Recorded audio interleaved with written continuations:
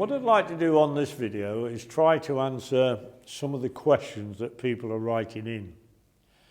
Now, I do my best to answer these questions in written form, but as the old adage says, you know, one picture is worth 1,000 words. One of the questions relates to a coaching session I did with young Selena, and they wanted to know if it's an advantage for the arm to be vertical in the preparation to play the shot. Well, the first thing is, if I'm perfectly honest, I've got to say yes, it can be.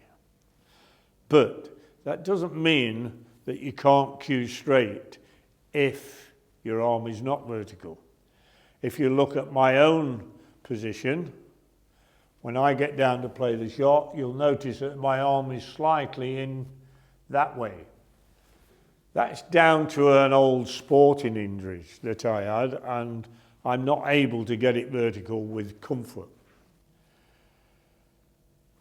I could get something done about it, but at my age, should I bother? No, I'm not that bothered.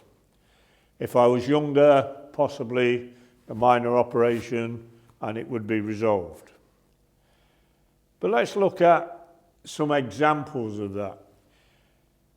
Ray Reardon springs to mind. Now, Ray Reardon, one of the professionals of years ago, he was 6 times world champion. And his arm, again due to some sort of shoulder injury, was out here. He still managed to cue straight, and let's be honest, 6 times world champion, he wasn't a bad player either. Go to the other extreme of Joe Swale.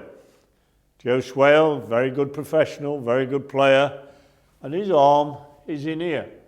It still doesn't prevent him from cueing in a straight line. Now, if you're a young player, and let's assume you haven't got any anatomical reasons why that can't get in a straight line, then it's probably worth the effort to get it in a straight line.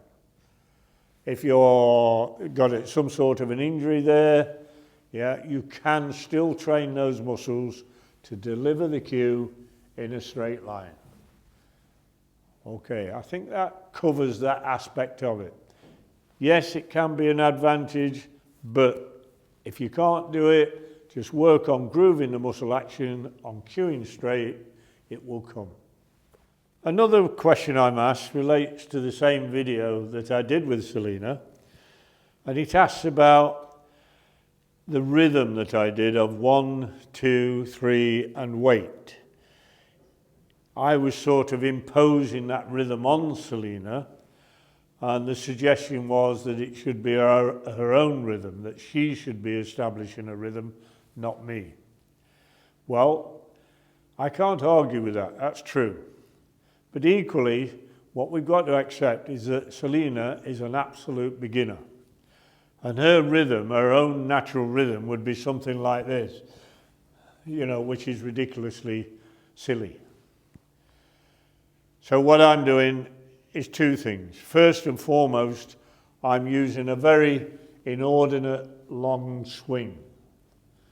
The reason behind that is to groove the muscle action and to let her know what it feels like to keep a nice long swing straight. Equally, later on, as she gets a little bit better, I certainly won't be asking her to feather like this, really long and smooth. I will probably shorten it down. But I have grooved those muscles in a nice lengthy cue action, and it will be quite easy to shorten it down. If I started with a short cue action, it's still very difficult to introduce a long cue action.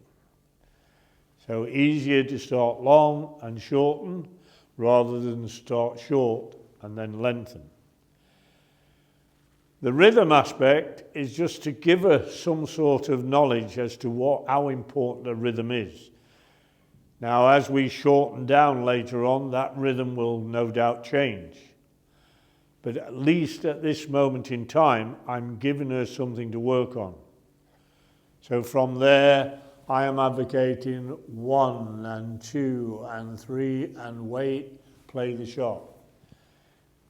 That will undoubtedly change as she starts to get a little bit better and she introduces her own rhythm. And I will encourage that rather than dictate a rhythm to her. All right? Please, I've been through this a million times, so I know that it works. So I'm establishing a rhythm for her to let her know how important the rhythm is. I'm also going very long to start with, just to make sure that the muscles are being grooved in the correct manner. I hope that answers the question. Another question I'm asked relates to the pause on the backswing. Should we do it? Is it important? Etc. Well, let me just say that I believe it is important. That's point one. But why is it important? Well, I believe that a lot of mistakes happen in the transition between pulling this cue back and then going forward. If we don't use a pause, then it's a little bit like this, if I can exaggerate it just to make the point. I do my preparation here, establishing my rhythm, and then I come back there, and it's rather like flicking a towel in the bathroom. We've all done that, haven't we? You know, where you like that. A rather nasty little flick. Yes, you can generate tremendous cue power by getting your rhythm, holding it at the cue ball, and then flicking it through. But it's no good screwing back 6 feet if you only want to screw back 6 inches. And I believe that if you don't use that little pause, right, first and foremost, there's a possible mistake in getting the cue transition between going back and going forward. Everything happens so quickly that you don't spot it. And secondly, I believe it lacks a little bit of control in where you're trying to put this cue ball. So now we get the rhythm going, nice rhythm from there, and stop, play the shot. Now when I say stop, for some players it's quite a pronounced stop. It's an aid to the concentration, etc. For other players, it's probably more of a slowing down, just on that transition phase. It just gives that element of control. So if you haven't got a pause in your action, and you're happy without it, that's fine. But if you're looking for something extra to just move you up to the next level, give it a go. As Joe Davis said in his book, and Joe Davis, world champion for 20 years, you know, he introduced it into his game and thought that it was absolutely vital for him as a 20 years world champion. That aided his control of that cue ball. All right, give it a go. Another question I'm asked on the channel is, do professionals tend to play for one ball, or do they play for an area? Right, well, the truth of that is, obviously there will be times when they need to play for one ball. I mean, that goes without saying. But generally speaking, they would prefer to play for an area. They're not that good that they can dictate where this ball is going to go exactly. And even a variation of that much in the positional sense can dictate what shot they're going to play. So here, I've just set it up, a quite simple little practice here, where I'm going to pot the black, play for a red, and hopefully get this white in a position where I can pot our red and go back towards the black. Now, if I end up low here, then yeah, I can still possibly pot the red. But there's no way I can play for the black because the white's going to be going in that direction. So the professional or the good player will want to be high on these reds.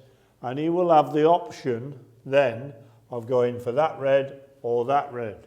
So he's not playing to leave the white here or here. What he's playing for is an area around here. And then he will decide what shot he's going to play from there. So here, we just pop the black.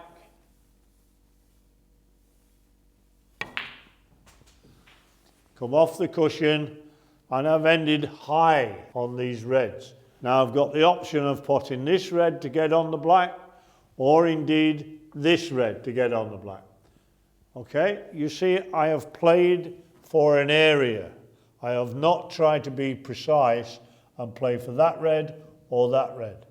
I've given myself the option of either one. And that's what professionals do all the time. I hope that clears that up. So there I've tried to answer some of the questions by demonstrating them on video form, as opposed to just answering your questions via the written word. I'll continue to do that as long as my time allows, that the facility is always available, and of course that you want me to. I would like to mention just one thing, however. I've done a lot of videos now, and a lot of the questions that are being asked, the answer is in one of those videos. Please have a look at them, study them. I'm sure that, that question that you're asking, not all of them I admit, but some of them, the question has already been answered in video form. Please have a look.